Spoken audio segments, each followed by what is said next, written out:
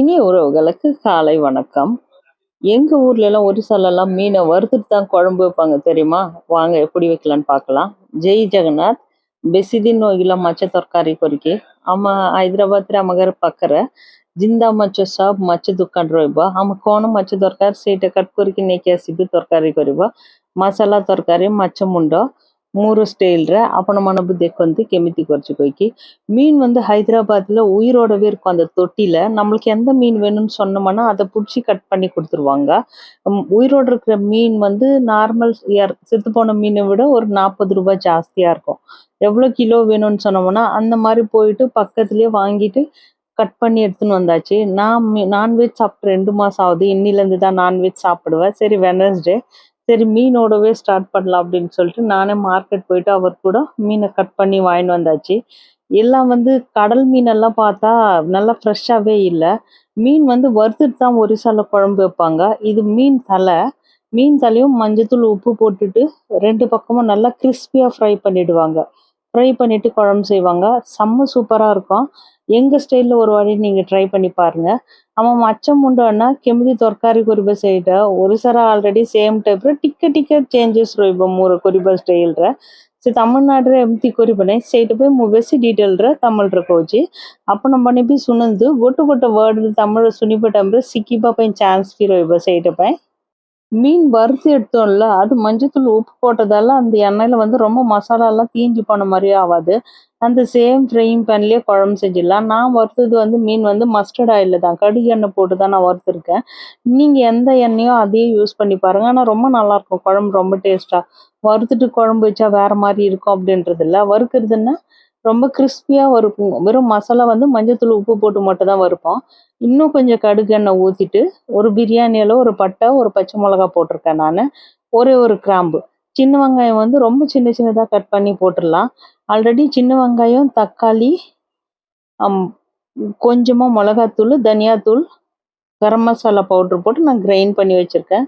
ஜீரக பவுட்ரு அதை வந்துட்டு இது கூட மிக்ஸ் பண்ணுவோம். ஆனால் இந்த சின்ன வெங்காயம் கொஞ்சம் கட் பண்ணி போட்டது நல்லா வதங்கினா கரெக்டாக இருக்கும். ସୋରିଷ ତେଲ ଅଲରେଡ଼ି ମାଛ ମୁଣ୍ଡ ଫ୍ରାଏ କରିଥିଲେ ନା, ସେମ୍ ଜାଗାରେ ଆଉ ଟିକେ ସୋରିଷ ତେଲ ପକେଇକି ଡାଲଚିନି ଗୋଟେ, କଞ୍ଚା ଲଙ୍କା ଗୋଟେ ଆଉ ବିରିୟାନୀ ପତ୍ର ନା ସେଇଟା ପକେଇ ଦେଉଛି। ଛୋଟ ପିଆଜ କଟ୍ କରିକି ପକେଇ ଦେଉଛି। ଆଉ ଇଏ ଗ୍ରାଇଣ୍ଡ କରିବା ପାଇଁ ଛୋଟ ପିଆଜ ଗୋଟେ, ଟମାଟର ଟିକେ, ଧନିଆ ପତ୍ର ଟିକେ, ମିର୍ଚି ପାଉଡର, ଗରମ ମସଲା ପାଉଡର ଟିକେ, ଜୀରା ପାଉଡର ପକେଇକି ଭଲ ଗ୍ରାଇଣ୍ଡ କରିଛି। ஜிஞ்சர் கார்லிக் பேஸ்ட் பக்கிக்கு டிக்கே ஃப்ரை குறைச்சி கொஞ்சமாக இஞ்சி பூண்டு பேஸ்ட் போட்டுங்க. ஒரு சில வந்து எந்த மீனானாலும் நண்டு இறை எதனாலுமே எண்ணெயில் கொஞ்சமாக ஃப்ரை பண்ணிட்டு தான் குழம்பு செய்வாங்க. அப்படியே பச்சையாக மீன் போட்டுட்டு அவங்க குழம்பு செஞ்சு சாப்பிட மாட்டாங்க. அது இல்லாமல் மீன் குழம்புல வந்து புளியும் யூஸ் பண்ண மாட்டாங்க. அம்புல வந்து போடுவாங்க. அம்புலன்னா நம்ம மாவோடு இருக்குல்ல, மாங்காய் காய வச்ச மாங்காய், அது வந்துட்டு கடுகு அரைச்சி போட்டு குழம்பு வைக்கிறதுல அந்த மாங்காவை போடுவாங்க. நான் அரைச்சி வச்சிருக்க சின்ன வெங்காயம், தக்காளி, மிளகாத்தூள், தனியாத்தூள், ஜீரக பொடி, கரம் மசாலா போட்டிருக்கல, அதை நல்லா அரைச்சிட்டு இது கூட மிக்ஸ் பண்ணிடலாம். ஏன்னா அதுவும் வெங்காயம் தான் இருக்குது. வெங்காயம் வதங்கும் போதே கரெக்டாக இருக்கும். இப்போவே வந்துட்டு நிறைய தண்ணி ஊற்றிட்டு வேக வைக்கக்கூடாது. அதனால கொஞ்சமாக தண்ணி போட்டு நான் ஜாரில் ஃபுல்லாக தொடச்சி எடுத்துடுறேன். மசாலா ஃபுல்லாக அந்த பச்சை வாசனை போகிற அளவுக்கு நல்லா வதக்கணும். நம்ம எவ்வளோ மசாலாவை ரொம்ப நேரம் வதக்குறோமோ அவ்வளவும் கிரேவி வந்து ரொம்ப நல்லாயிருக்கும். இது கிரேவி போடுறதுக்காக நான் சுடு தண்ணி தான் யூஸ் பண்ணுவேன். அதனால் இப்போவே ஜாரில் நிறைய தண்ணி போட்டிங்களன்னா அந்த மசாலா நம்ம ரொம்ப நேரம் எண்ணெயில் வதக்கிறது கரெக்டாக இருக்காது. அதனால கொஞ்சமாக தான். எவ்வளோ திக்காக வதக்கிட்டேன் பாருங்கள். உருளைக்கிழங்கு வந்து ஆல்ரெடி நான் மீன் ஃப்ரை பண்ணும்போது சைடில் உருளைக்கிழங்கும் ஃப்ரை பண்ணி வச்சுருக்கேன். அதை இப்போ போட்டுக்கலாம். நல்ல கிரேவி எண்ணெய் வர மாதிரி ஆயிடுச்சு. மறுபடியும் உருளைக்கிழங்கு வச்சு சிம்மில் வச்சு கவர் பண்ணிட்டு நல்லா வேக வச்சிடலாம். ଆଉ ଆଳୁ ନା ମାଛ ମୁଣ୍ଡ ଫ୍ରାଏ କରିବା ଟାଇମ୍ରେ ସାଇଡ୍ ବାଇ ସାଇଡ୍ ମୁଁ ଫ୍ରାଏ କରୁଛି। ମସଲା ଭଲ ତେଲରେ ଫ୍ରାଏ କରିବା ପାଇଁ ଦରକାର। ସେ ସାଙ୍ଗରେ ଗରମ ପାଣି ପକେଇକି கிரேவி ரெடி କରିବା ପାଇଁ ଦରକାର। கொஞ்சமாக சுடு தண்ணி போட்டு தான் நான் கிரேவி ரெடி பண்ண போகிறேன். மீன் முழுகிற அளவுக்கு கிரேவி. நாங்கள் ஒரு 3 பேர் மட்டும் தான் சாப்பிட போகிறோம். அதுக்கேற்ற மாதிரி நிறைய தண்ணியெல்லாம் ஊற்றாமல் வெறும் வெங்காயம், இஞ்சி பூண்டு, தக்காளி, மிளகாத்தூள் அந்த இது வச்சு தான் இந்த கிரேவி. ஒரு மட்டன் குழம்பு மாதிரி தான் இருக்கும். ஆனால் மீனோட டேஸ்ட் வந்து ரொம்ப நல்லா வரும். உருளைக்கிழங்கு வந்து மீனில் போட்டாச்சு. உருளைக்கிழங்கு நல்லா வெந்துச்சு. இப்போ சுடு தண்ணி போட்டு மிக்ஸ் பண்ணிடலாம். மிக்ஸ் பண்ணிவிட்டு கிரேவி நல்லா கொதிக்கும் போது நம்ம ஃப்ரை பண்ணி வச்சுருக்க மீனோட தலை வால் மட்டும் போட்டுட்டு குழம்பு வைப்போம்.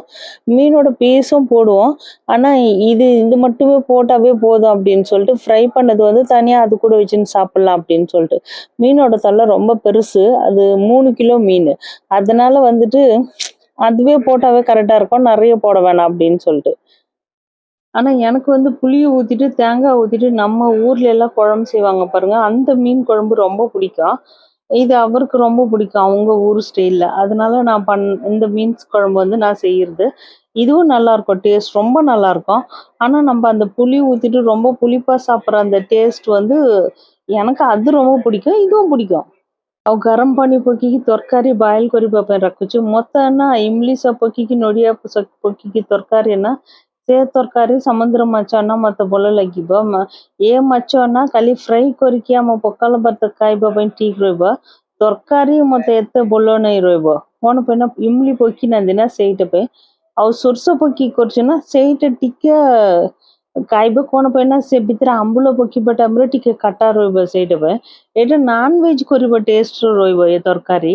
ଆମ ମସଲା ସବୁ ପକେଇବ, ଚିକେନ ମଟନ କରିବା ଷ୍ଟାଇଲ ନା ସେଇଟା ପାଇଁ ଏ தர்காரி மொத்த எத்திக்கு போல ରହିବ ନାହିଁ। நல்லா குழம்பு கொதிச்சிச்சு பாருங்க, நல்லா திக்காவும் வந்துடுச்சு।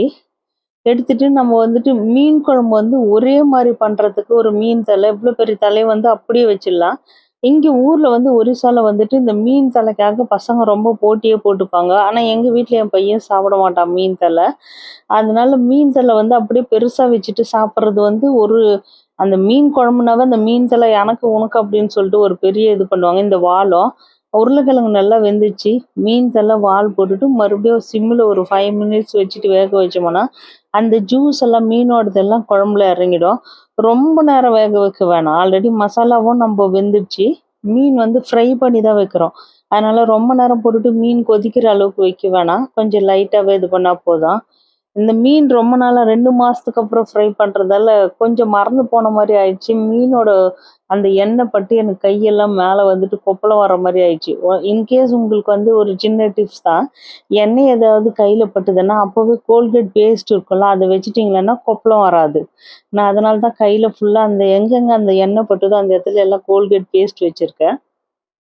சூப்பரா ஒரு சைடு வெந்துச்சு, இன்னொரு சைடு வந்து லைட்டா திருப்பி வச்சிடலாம்।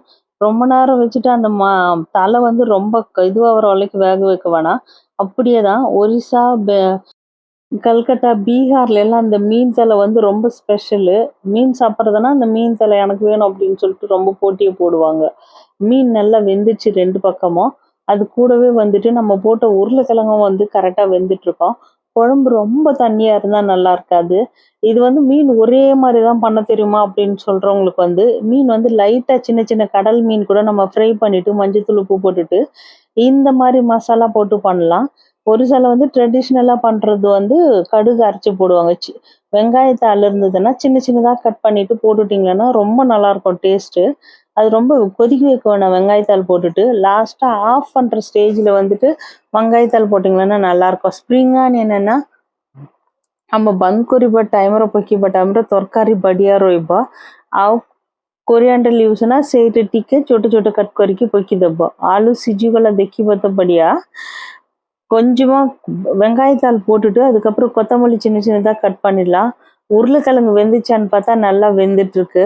ஏன்னா நம்ம குழம்புல போட்டதால அது வேகாம இருந்ததுன்னா நல்லா இருக்காது। ஒரு வாட்டி செக் பண்ணிட்டு அந்த அளவுக்கு வெந்துச்சுன்னா நம்ம கேஸ் ஆஃப் பண்ணிடலாம்। இல்லைன்னா மறுபடியும் கொஞ்ச நேரம் சிம்ல வச்சு வேக வைக்கலாம்। ஆல்ரெடி உருளைக்கிழங்கும் நான் ஃப்ரை பண்ணிட்டு தான் போட்டிருக்கேன், இருந்தாலும் ஒவ்வொரு உருளைக்கிழங்கோடது வந்து சரியா வேகாது, அதனால குழம்பு எவ்வளோ சூப்பரா இருக்கு பாருங்க। நீங்களும் வேற ஒரு ஸ்டேட் குழம்பு பண்ணலாம் அப்படின்னு நினைச்சீங்கன்னா இதே மாதிரி பண்ணி பாருங்க ஒரிசா ஸ்டைல்ல, ஆனா குழம்பு சூப்பரா இருக்கும்। ஒரு மீன் குழம்பு வந்து மீன் குழம்போட டேஸ்ட் இருக்கும், ஆனா கொஞ்சம் டிஃப்ரெண்ட் இருக்கும், செம்ம நல்லா இருக்கும் மசாலாவோட டேஸ்ட் எல்லாம்।